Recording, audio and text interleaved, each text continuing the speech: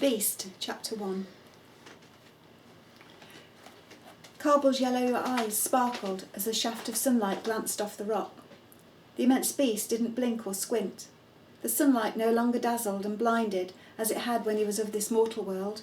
Now nothing of this earth troubled him. He could see great distances, travel as fast as the wind, visible only as a fleeting shadow that might catch someone's eye and make them puzzle for a moment as to what they'd seen or thought they'd seen. Now, as in countless years gone by, Carball lay stretched across the smooth granite ridge, high on the Scottish mountainside, overlooking his domain. From here as ever, he watched as the forest changed in colour and shape, as seasons came and went. Seeing it now rich and lush green under the summer sun, later it would slowly curl into autumn's gold, and then winter's freezing wind and snow would strip its branches bare before the new buds reappeared in spring, completing the eternal cycle. Lazily, Carball's yellow eyes moved to scan the loch, deep and cold, with its surface of glass and its icy hue, where he once swam and fished, where once, long, long ago, he splashed and played as a cub, where he would cool off in summer, where he hunted. It was in that loch that he could, in one swift, precise movement, skillfully scoop a fish from the water on his long, razor-sharp claws.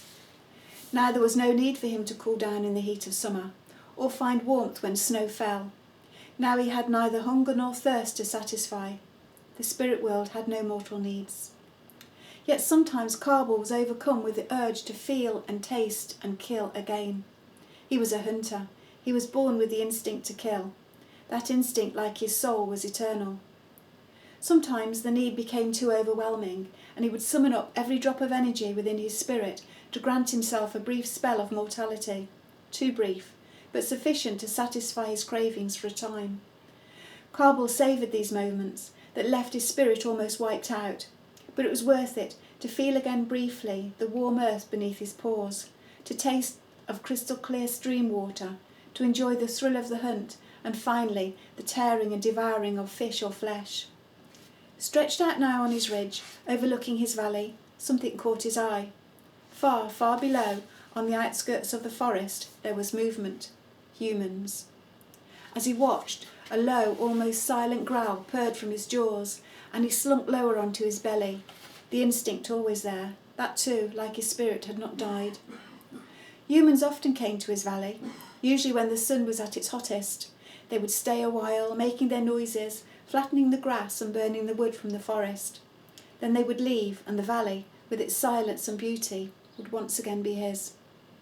Carball had no love for humans. Indeed, it was because of a human that his life had been cut off in its prime so many winters ago.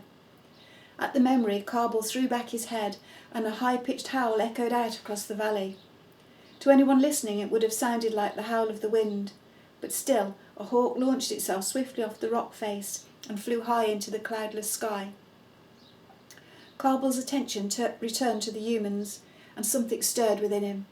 There was something familiar about one of them, the young male. Carball's lips recoiled back from his fangs, spitting and hissing as he recognised the boy. Yet it could not be. The boy who had put an end to Carball's mortal life would have grown old and died by now. It had been so many years, centuries. But the young human down in the valley had the same look, the same build, the same fiery red hair. Even from here, Carball could sense that same fearless spirit. It was him. Carball's yellow eyes became slits of hatred. He had returned, somehow, but how? Perhaps humans had the power to be reborn, but why had he returned? Instantly, Carball knew the answer. There could only be one reason. Many centuries ago, the boy had taken Carball's mortal life. Now he had returned to take his spirit. No, Carball howled out. He would not allow that to happen. In a flash, Carball recalled that fateful day, his final day, a day which could never be erased from his memory. It had been a long, bitter winter, millennia ago. Snow was up to his belly, and he was hungry. In the valley there had been a human settlement, which normally Carball kept well away from. But that winter, hunger forced him to venture near. It would be easy pickings to snatch a human's baby offspring. Hunger drove him into the settlement. Under cover of a dying winter sun that blinded the humans to his presence, he slunk on his belly, picking up the scent of human flesh, slavering at the jaws. He sought his prey, small and easy to snatch and escape with, to devour at his leisure in the safety of the mountains. He recalled the adrenaline coursing through his veins as he had crept closer to his prey.